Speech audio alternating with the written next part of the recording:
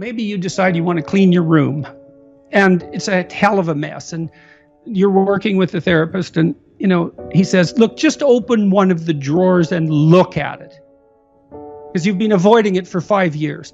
That's all you have to do this week. Open it and look at it. And on the one hand, that's so trivial and it's pathetic, but on the other hand, no, it's not. And so often the person will come back and say, well, I did it, but it was just stupid. It's like, no, it wasn't. Your room isn't clean, but you opened the damn drawer, and now it's time to give yourself a pat on the back.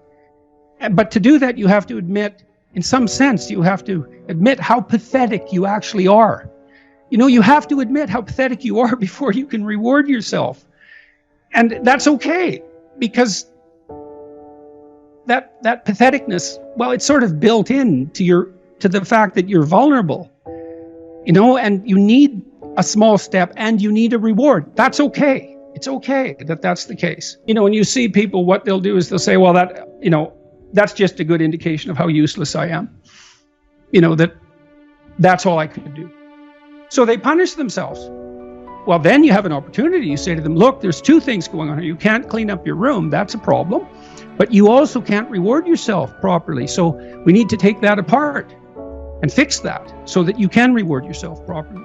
And that's also why, when I suggested to people that they clean up the rooms, the reason I did that was because I actually knew how difficult that is. Because to get your room in order, there's no way you can get your surroundings in order without simultaneously getting yourself in order, at least to some degree. And it's for exactly the reasons I just discussed. What you'll find is the reason the mess is there is because of psychological mess. Assuming it's not, you didn't just move or something, you know what I mean? There might be obvious situational contributors, but generally speaking, is the mess, the external mess, is absolutely isomorphic with the individual mess. And so it's really powerful to order and beautify something in your immediate environs. It's unbelievably powerful to do that. You learn a tremendous amount. You also may find, for example, maybe your family's dysfunctional. And part of the reason that your room is such a bloody mess is because if you ever took any steps to address it, they would punish you. Because as soon as you start to clean up your room, then you cast a dim light on their mess. And so they see you taking a step forward, they're going to whack you because now you're an ideal that's judging them. So you deal with someone who is in a dysfunctional family and you ask them to do something positive to move forward, and then you watch the resistances that emerge, and you've got a picture of the pathology in the family, and that can help the person start to sort that through. Because maybe they can say it, and like, you have to do a lot of negotiating and thinking before this is a possibility, but maybe you say, well, look, you have to have a talk with your mom. You have to say, look, Mom, I'm doing something good here, and your reaction is to punish me. What the hell is up with that? Now, that's a complicated conversation, and maybe you have to start with something even smaller than that, but you get the point. These things aren't simple. They're not simple at all. And luckily, though, they're right in front of you. You can, in fact, do it, and you'll learn a lot from doing it.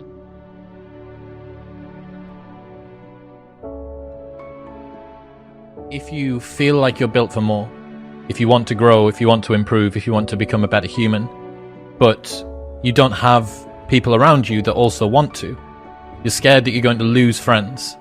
You're scared that you're going to be alone as you start to go out on a journey of self-improvement. How can people find the courage to do that? Well, one thing they can do is contemplate the consequences of not doing it.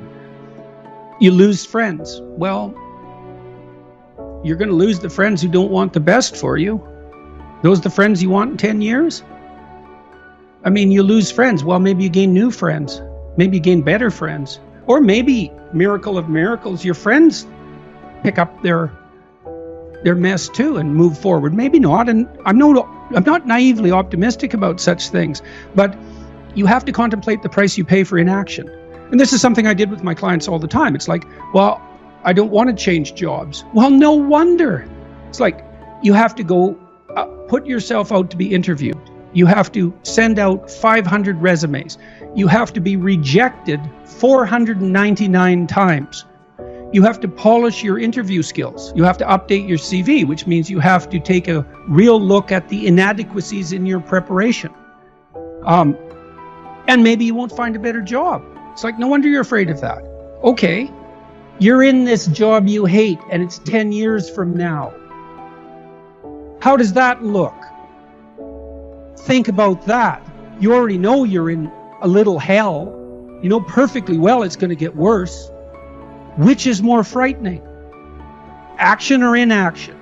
Well, the thing about inaction is you're blind to it, eh? So you can hide from it. Well, that's chapter 3 again. Do not hide things in the fog. Do not make the assumption that inaction has no price. And so then you think, I'm terrified of this, but I'm even more terrified of that. And, you know, people have asked me, for example,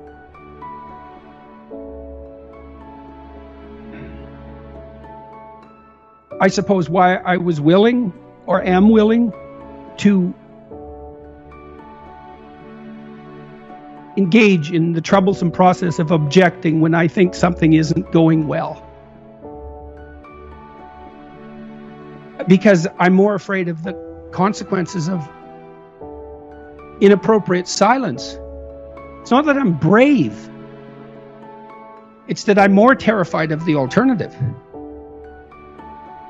So I don't engage in the alternative. And I don't know, maybe I have a knack for that to some degree. Maybe it's a consequence of clinical training, but you know, I can walk into people's houses and look around and I think, okay, there's something up here. And I mean, people have that ability. You know, I walked into a house once and the dishwasher was in the middle of the kitchen and it was undone and had obviously been there for a couple of weeks, and the fridge had food in it that was no longer food, and the cupboards had unopened wedding gifts in them, like 5 years after the marriage. I thought, there's a lot of things in this household that are being swept under the rug. And that was all laid out in the practical environs. It's like they hadn't negotiated who was responsible for cleaning the fridge. They hadn't even been able to open their wedding gifts. It's like something's rotten, deeply so. And so I could see where that was headed without a tremendous amount of effort on the part of the people, and it didn't work. They were divorced, you know, a couple of years after that in a very ugly manner, or for very ugly reasons. Well, I knew where that was headed, you know, and under different circumstances, I would have said, what the hell is that box doing there? Oh, you know, it's nothing. Yeah, no, wrong. It's not nothing. That's a little portal to hell. I can see it, and so could you if you looked, but you won't. And I mean that literally, because people won't look. They'll walk into a room like that, and they will not look at that thing. Absolutely. And that's because if they looked, they'd see. And they don't want to see, and no wonder, but the consequence of blindness is worse. It's worse. I mean, I have this, you know, my family would like some peace, because I seem to be embroiled in one thing after another. And,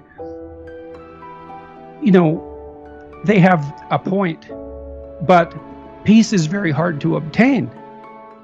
And I can't be blind to what I see in the broader world around me. Not if I see it. If I see it, it's like, there it is. I'm going to say something.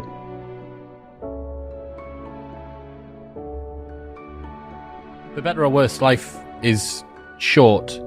How can we add a sense of urgency to it?